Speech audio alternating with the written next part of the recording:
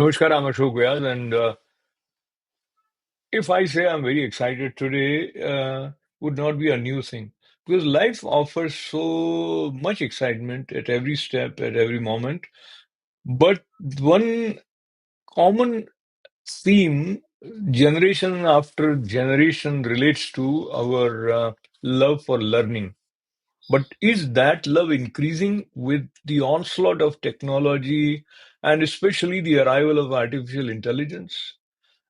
Are we under pressure to learn at a fast pace than what we would normally like to because of the interference of technology and the changing world?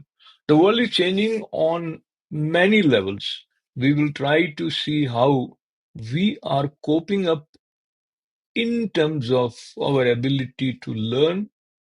I have the pleasure of welcoming someone who shifted from various uh, branches of knowledge successfully. I have the pleasure of welcoming someone who I would call an excellent poet or an author or someone who is serving in the corporate world in the field of law and a thought leader. Vinod Vittalji joins me from Bhubaneswar. Namaste, Vinodji. Namaste. Such a pleasure to have you, sir. Thank you. So let us begin. Uh, Generally speaking, different students you must have observed as you were growing up have different style of learning. कुछ लोग सुनकर उनको याद रह जाता है, समझ जाते हैं। कुछ लोग देखकर समझते हैं और कुछ लोग ऐसा लगता है कि समझ समझते नहीं है। So what is it that you consider plays an important role in our ability to learn new things as human beings? हम्म, अशोक जी, मुझे जो लगता है कि मनुष्य के पास लर्निंग की सबसे ज्यादा कैपेबिलिटी है। आप ये देखिए कि जितनी भी दूसरी स्पीसीज धरती पे हमारे साथ आई, उनके प्रेजेंट स्टेटस को और मनुष्य के प्रेजेंट स्टेटस को देखें तो लर्निंग की एबिलिटी जो है वो सबसे ज्यादा मनुष्य में रही है। But what happens actually that whenever we talk about a particular thing, internal merit matters. When we talk about the learning ability and learning attitude of the humans, then again the internal merit survives there. All humans are not having the equal ability of learning or equal capacity of learning or grasping, because that's why we see the entire world is still till date working on the pattern of meritocracy. So, from where merit comes? Merit comes not with the brain or capability, the inherent mechanism we have been given by the destiny. That is not difference. The distance or difference is the how we evolve ourselves. It may be the medium, it may be the place, it may be the system, it may be the pedagogy we have. So that all impact our learning. तो अब अगर अपन इस तरह से बात करें कि अगर मनुष्य में, सारे मनुष्यों में सीखने की प्रवृत्ति और क्षमता बराबर है, तब फिर वो फर्क जो है वो कहाँ से आता है? फर्क आता है उन तमाम चीजों से। जैसे आप दो बीज लीजिए, एक बीज को एक अच्छे एनवायरनमेंट में डालिए और एक बीज को जंगल में कहीं फेंकिए, दोनों की ग्रोथ में फर्क होगा। तो सीखने की प्रक्रिया जो है वो मनुष्य के साथ इस तरह से रही है हमेशा से कि मनुष्य को, मेरा ये मानना है कि आप सिखाने के टूल से जितना दूर रखते हो उतना वो ज्यादा परफेक्ट सीखता है। जैसे मैं बता रहा हूं आपको, चलना कोई बड़ा फर्क नहीं है किसी भी आदमी के चलने में। दो आदमी, 50 आदमी, 5 लाख आदमी, 20 करोड़, 50 मिलियन लोगों के चलने में कोई फर्क नहीं है। फर्क कहां पर आता है? जहां पर एक खास एनवायरनमेंट, एक खास पेडागोजी वो काम करती है। और इसीलिए आप देखो कि ग्लोबली जितने भी एजुकेशन के एक्सपेरिमेंट हुए हैं वो तमाम इस पे काम कर रहे हैं कि अगर लर्न करने की कैपेसिटी अगर बराबर है तो ये फर्क नहीं आ सकता कि एक आदमी है वो किसी एक परीक्षा में 100 में से 95 नंबर लेके आता है, एक 40 नंबर लेके आता है। तो मुझे ये लगता है कि जो बेसिक चीजें जितनी भी है, एक लेवल तक, एक स्तर तक हम सब बराबर सीखते हैं, और उसके बाद में एक एनवायरनमेंट जिसे अपन कह लेंगे, एक माध्यम कह लेंगे, एक टूल कह लेंगे, वो जिसके पास जैसा है, उसके सीखने की स्पीड दूसरे की तुलना में कम या ज्यादा हो सकती है। तो विनोद जी, मैं आपसे वहां पे सहमत नहीं हूँ कि सबके पास बराबर क्षमता है सीखने की। मुझे लगता है जी। क्षमता में कुछ मूलभूत अंतर होता है। कुछ लोग ऐसे होते हैं एकदम तीर की तरह विषय के सार पर बिंदु पर पहुंच जाते हैं, कई लोग पहुंच नहीं पाते। पर दूसरी बात जो मुझे लगता है कॉमन ली हम लर्निंग की कैपेसिटी के साथ जोड़कर देख सकते हैं, वो है पावर ऑफ कंसंट्रेशन।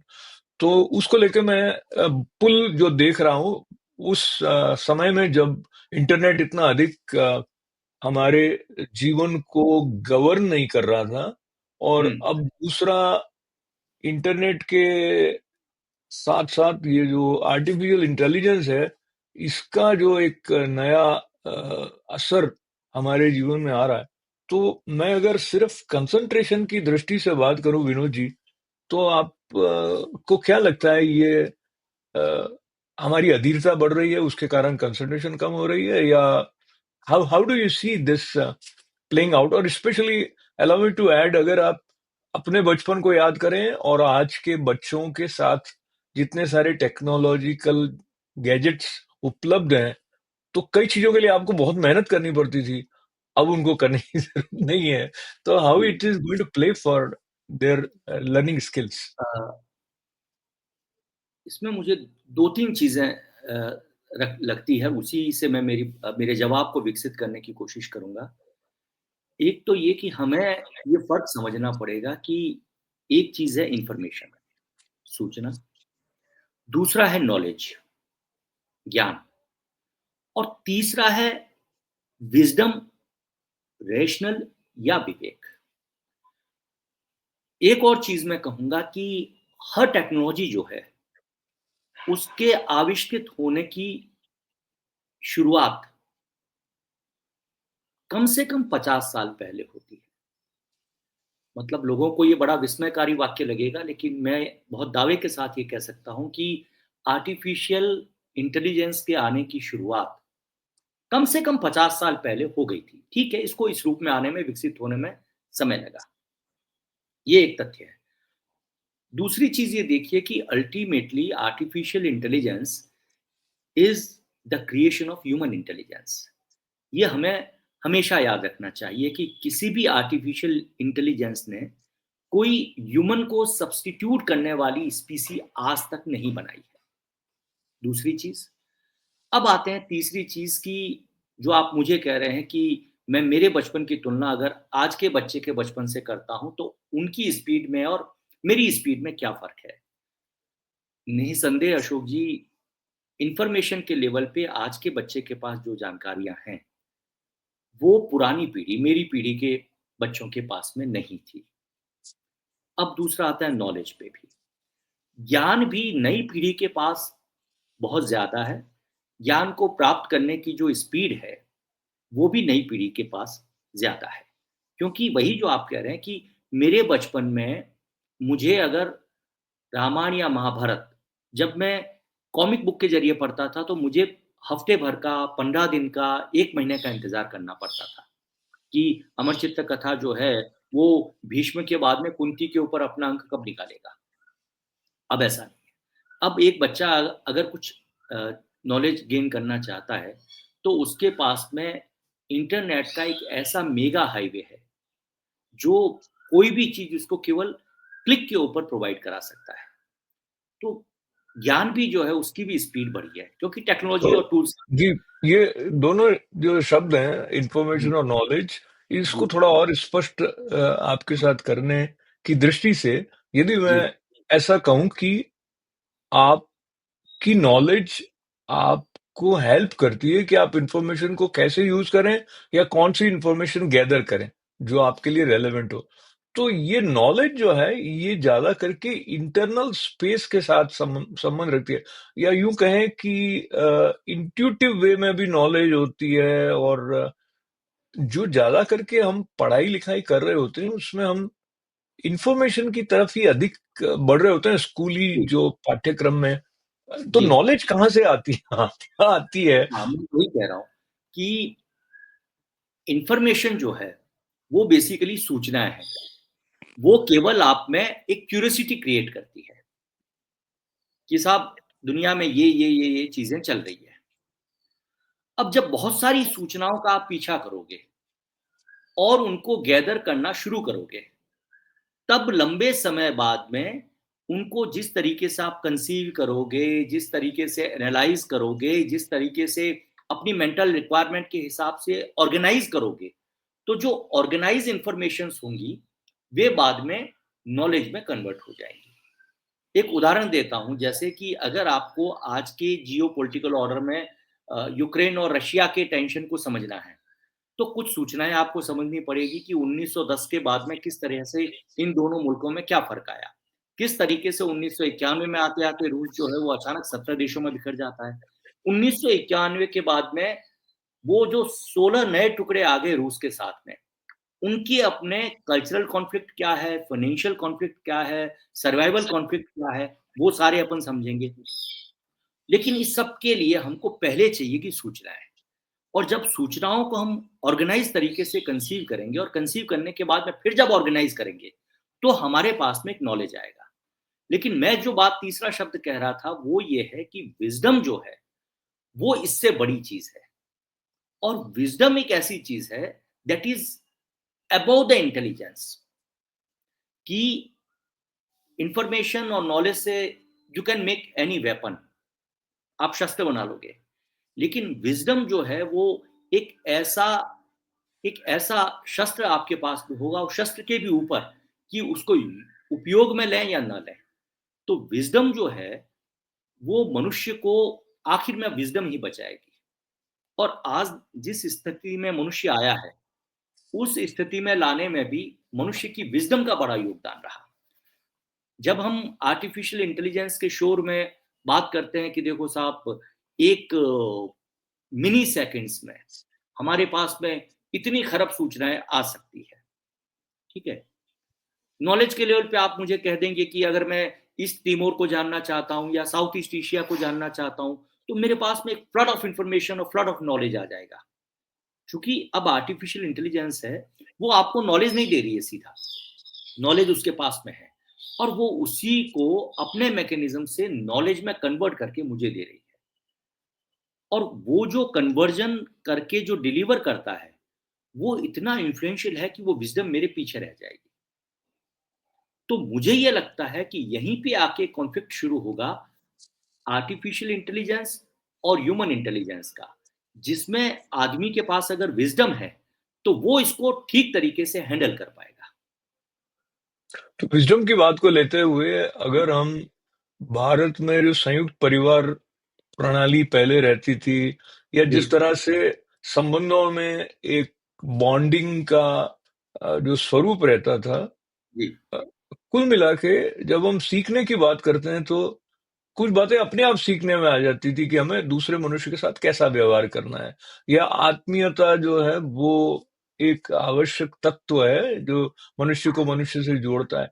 अब आपको क्या लगता है, ये कहना हमारे पूर्वाग्रह के ग्रस्त होने का संकेत रहता है कि हमें लगता है अभी नई पीढ़ी में उस तरह से जो आत्मीयता की सौरभ है, वो कंप्यूटर के साथ उनके लगाव के कारण कम हो रही है।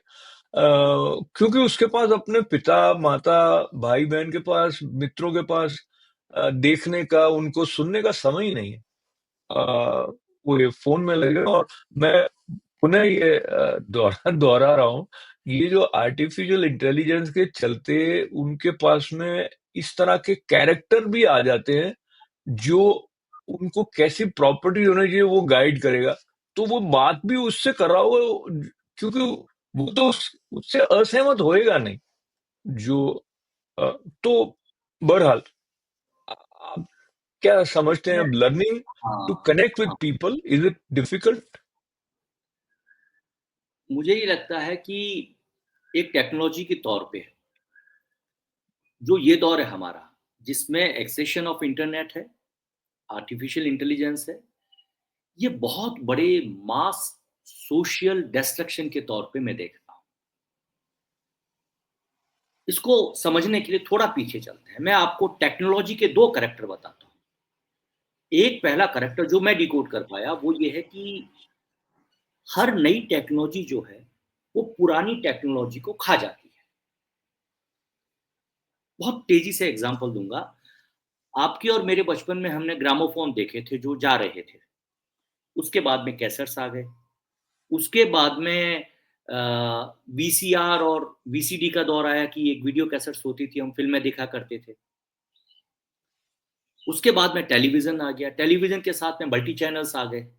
मल्टी चैनल्स के बाद में मल्टीप्लेक्सेस आ गए, मल्टीप्लेक्स के बाद में अभी ओटीटी प्लेटफ़ॉर्म आ गए।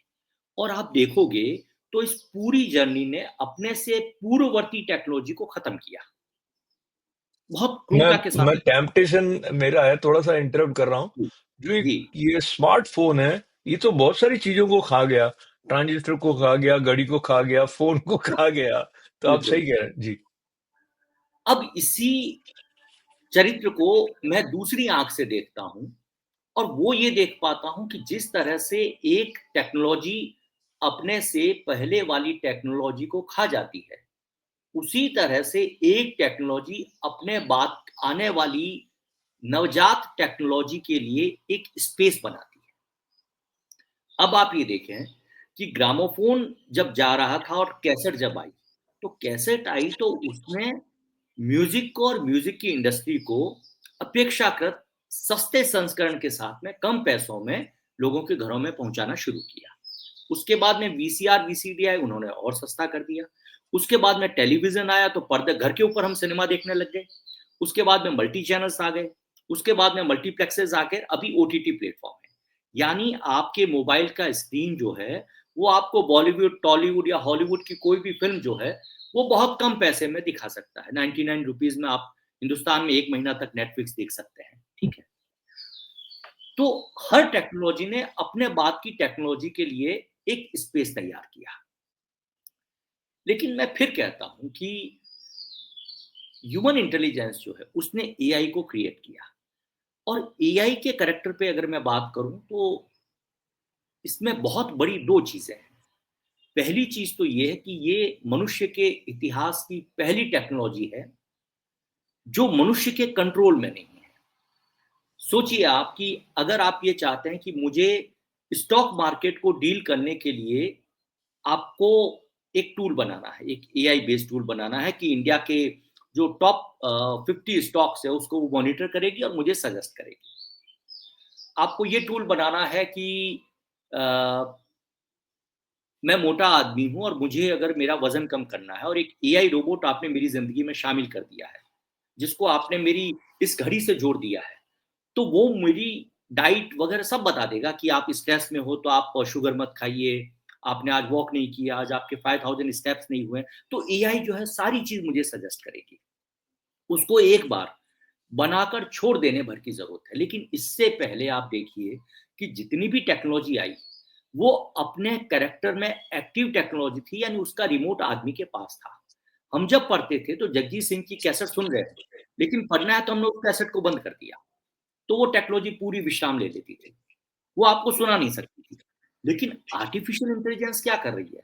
आप ठेला लेकर अगर एक मॉल में चले गए और आपने 10 चीजें खरीदी है, तो आपकी उन 10 बाइंग से ये एआई जो है वो आपको डिकोड करेगी, आपकी चॉइस को डिकोड करेगी, आपकी मेंटेलिटी को डिकोड करेगी, आपकी सोशल फैब्रिक को डिकोड करेगी। और जब आप वापस घर पे आओगे और अगर आप यूट्यूब के ऊपर कुछ देखने बैठे हो, तो वो उसी को विस्तार देगी। पहले की किसी टेक्नोलॉजी में ये चीज नहीं थी। तो एआई जो है ये मेरी नजर में सबसे खतरनाक डिस्ट्रक्शन सभ्यता के लिए इस मायने में है, क्योंकि इसका रिमोट आदमी के हाथ में नहीं है और आने वाले दिनों में नहीं रहेगा। वो इतना। जब अब मैं चूंकि हम अब अगले चरण की तरफ बात के बढ़ रहे हैं, मैं आपकी इस बात को लेके आपकी अनुमति जी, से, जो जी, आपने जी, विजडम कहा था इंफॉर्मेशन और नॉलेज के बाद में, तो मुझे लगता है अभी हमें विजडम जो है वही बचा सकती है हमें, का मतलब मनुष्य जाति को, जो बिल्कुल। मानवीय गुणों के दृष्टि से हम बात करें तो तो जी। विजडम का प्रयोग करने वाले लीडर्स आपको दिखाई दे रहे हैं क्या? और ये विषय वैसे एकदम अलग हो जाता है, अभी जो जियोपॉलिटिकल एक स्टेट ऑफ फ्लक्स जैसा है, डिसरप्शन हो रहा है, और उसमें अमेरिका के जो राष्ट्रपति महोदय हैं, वो एक नए ढंग से अमेरिका को महान बनाने की दृष्टि से जो उनको ठीक लग रहा है, वो पहले वालों से अलग रहा है, हो रहा है। तो उसके कारण भी कई देश जो हैं वो थोड़ा सा डावाडोल हो गए। अभी ऐसा ऐसा प्रतीत होता है, या शायद सही होगा, कि अमेरिका सचमुच में एक बड़ा महत्वपूर्ण किरदार एक राष्ट्र के रूप में पूरे विश्व में निभा रहा है। तो बहुत सारे देश उसके साथ इस तरह जुड़े हुए हैं जो अभी तक पता नहीं लग रहा था, तो अभी हिलने लगा है तो पता लग रहा है। तो इस बात को थोड़ा सा टच करें आप, लेकिन जो विजडम वाली बात है उस तरफ बढ़ें आप। हाँ, तो एआई की सबसे बड़ी ट्रेजेडी यही है कि ये एक ऐसा मास सोशल और इंटेंस डिस्ट्रक्शन करती है कि वो आपको विजडम से दूर ले जाती है। ये इस टेक्नोलॉजी की ताकत है। कैसे? मान लीजिए एक आदमी जो है, एक बच्चा है 16 साल का, और हमारे ज़माने में कुछ पत्रिकाएँ होती थी जो हम पोर्नोग्राफ़ी की बहुत प्रारंभिक अवस्था के तौर पे देखा जा सकता है जिन्हें, हम वो मैगज़ीन्स पढ़ते थे। आज के बच्चे डेबोनियर तो का नाम याद आ जाएगा आपको, निमोनिया, डेबोनियर। चैसिटी, फैंटेसी हाँ, 1 होलसेल एडिटर हुआ करते थे जी, उनके। दफ़ा 302, करमचंद, इस तरह की हिंदी में भी पत्रिकाएँ आती थी, पल्प लिटरेचर बस स्टैंड पे, रेलवे स्टेशन पे बिकती थी, अच्छी किताबों के नीचे रख के बेचा करते थे, ठीक है? जी। अब आर्टिफिशियल इंटेलिजेंस क्या करती है कि वो इस बच्चे से विज़डम कैसे छीनती है? एक तो ये कि इसने अपना प्लेटफ़ॉर्म इतना माइल्ड कर दिया है कि मैं मोबाइल लेके बैठा हूँ और मोबाइल पे मैं जो चला रहा हूँ, वो हो सकता है कोई धार्मिक प्रवचन है, हो सकता है कोई भजन है, हो सकता है हनुमान चालीसा है। वो चल रही है मेरे मोबाइल पे, तो मेरे पिता या चाचा या मम्मी अगर मेरे आस-पास है तो उनको लगेगा बच्चा ठीक कर रहा है, सुबह का टाइम है और ये मधुर भजन सुन रहा है। लेकिन पैरेलली वो उसको हाफ स्क्रीन करके मोबाइल में ही हाफ स्क्रीन में वो कुछ टेक्स्ट पढ़ रहा है जो पोर्नो टेक्स्ट है। एआई क्या कर रही है आज के बच्चों के साथ में कि वो पूरी भीषणता से एक बच्चे की फैंटेसी को टेक्नोलॉजी का तड़का लगाकर इतना रेस्ट्रिक्ट कर रही है कि वो ये सोचता है कि मुझे ऐसी स्त्री के बारे में कुछ सोचना है, मुझे इस स्त्री को नंगा देखना है, मुझे इस स्त्री के इस अंग को इतनी नजदीक से देखना है। तो वो एआई जो है वो पूरा का पूरा उसकी चॉइस के हिसाब से एक वीडियो बना देगा। चॉइस के हिसाब से वो एक ऐसी कथा बनाएगा जो कथा जो है वो उसको डिस्ट्रैक्ट करेगी। तो आप ये देखो कि एआई जो है वो आपकी विजडम को इस मायने में खत्म करती है कि पहले के तमाम माध्यमों में जितने भी मीडियम आए उनको आप रिमोट के साथ बंद कर सकते थे, इसको नहीं कर सकते। अच्छा, अगर इसमें क्या 10 है कि जी, वैसे तो मॉनिटरिंग भी पॉसिबल नहीं है पेरेंट्स के लिए, अगर नहीं कोई नहीं बहुत टैक्स हैवी हो। जी। हाँ नहीं है आप नहीं कर सकते। और अब जब वो बच्चा कल वापस बैठेगा तो वो वापस उसी की कंटिन्यूटी में आगे लेके जाएगा। मतलब जो एआई का जो पॉर्न कंटेंट है वो इतना शार्प है कि वो अगले दिन जो है वो आपको उसी में आगे ले जाएगा। और अगर उसको लगा कि नहीं आप थोड़ा अवॉइड कर रहे हो उसको, तो वो उसको इतनी तेजी से इतनी चालाकी से आपका साइको एनालिसिस करके अगले स्टेज पे लेके जाएगा। तो वो ये चाहेगा कि now you should not get rid of me, आप मेरे से बच ही नहीं सकते। तो ये जो भीषणता है ये बाकी तकनीकों में नहीं थी, एक चीज। दूसरी चीज क्या है कि ये मनुष्य को बहुत अकेला बनाएगी, क्योंकि अगर मनुष्य अकेला नहीं, आप एक कल्पना कीजिए, आप और हम किसी जैसलमेर से भी आप देखिए 150 किलोमीटर दूर पाकिस्तान की तरफ ऐसी जगह जाके बैठ जाएं जहां पे नेटवर्क नहीं आ रहा है, और हम अगर वहां 6 महीने रहें, तो ये एआई हमारा क्या बिगाड़ लेगा? कुछ नहीं बिगाड़ सकता। लेकिन एआई को ये पता है कि धीरे धीरे धीरे मेरी रीच किस तरह से बढ़ेगी और मैं किस तरह से डिस्ट्रैक्ट कर सकता हूं। तो उसने क्या किया है कि अगर मुझे हवाई जहाज का टिकट बुक करना है, अगर मुझे शाम के लिए सिनेमा का टिकट बुक करना है, अगर मुझे मेरे वजन के हिसाब से और मेरे रूप रंग के हिसाब से कपड़े के कलर पसंद करना है, तो एआई मेरी सारी मदद कर देती है कि साहब आपके वेट के, आपकी एथनिसिटी के लोगों के लिए ये नए कलर कॉम्बिनेशंस इन कंपनीज में है और इतनी छूट के साथ मिलेंगे। तो एआई जो है वो आपको इसलिए विजडम की तरफ नहीं लाने देगा, क्योंकि एआई को प्रोपेगेट करने वाली जो फोर्स है वो फोर्स है मार्केट की। और मार्केट कोई भी काम फिलॉन्थ्रॉपी में नहीं करता है। मार्केट कोई भी काम फिलॉन्थ्रॉपी में नहीं करेगा। मार्केट हर काम, हर टेक्नोलॉजी का यूज वो हमेशा इस पर करेगा कि वो मेरे लिए स्पेस बने, मेरा मुनाफा का स्पेस जो है वो बनना चाहिए। तो जब मार्केट उस तरह से काम करेगा तो क्या होगा कि एआई जो है वो धीरे धीरे, जिसको मैं सोच रहा था कि ये मेरा हेल्पर है या हेल्पिंग हैंड है, उससे वो धीरे धीरे मेरी चॉइस को डिक्टेट करने लगता है। और आज एआई गवर्न जो हमारी सोसाइटी हो रही है बहुत तेजी के साथ में, उसमें क्या हो रहा है? उसमें यही हो रहा है कि एआई जो है बहुत भीषणता से डिक्टेट कर रही है कि भाई मुझे ऐसे कपड़े पहनने चाहिए, मेरा लाइफ स्टाइल स्टेटमेंट ऐसा होना चाहिए। अगर मेरे पास में एप्पल का फोन और एप्पल की घड़ी है तो मेरे पास जूते हो एसिक्स के होने चाहिए, पैंट किस कंपनी की होनी चाहिए, शर्ट किसके होने चाहिए, अंडरगारमेंट्स किसके होने चाहिए। तो अब ये डिक्टेशन की स्थिति में तभी आएगा जब वो आपको टोटली डिस्ट्रक्ट कर देता है। और एआई की यही भीषणता जो है वो मनुष्य के लिए सबसे खतरनाक है कि वो आपको विजडम की तरफ जाने से रोकती है हमेशा। वो कभी नहीं चाहेगी कि आप विजडम की तरफ जाओ। वो हमेशा आपको वहीं अटकाए रखेगी कि साहब मेरे पास इंफॉर्मेशन है, मेरे पास नॉलेज है, दोनों का, I am the ocean of both information and knowledge, so sit with me, I have every solution for him. जी विनोद जी, समय समापन की तरफ जा रहा है, लेकिन मुझे लगता है आप क्लाइमेक्स पर ले आए हैं इस चिंतन को, जी जो मुझे लगता था इतना अच्छा आपने आर्टिकुलेट किया है। मैं एक छोटी सी कविता के माध्यम से इसी संदर्भ में आप तक आना चाह रहा हूँ जी और जी। दर्शकों तक। एआई पहले ये शब्द युग्म क्रिएटिविटी बढ़ाता था। ए आई, वो हमारे आईए सही आईए बात ऐसे है। कहते हैं, पति पत्नी बोलते नहीं थे। ए आई पहले ये शब्द युग्म क्रिएटिविटी बढ़ाता था, बंदा रोमांटिक पोएम लिखने की प्रेरणा पाता था।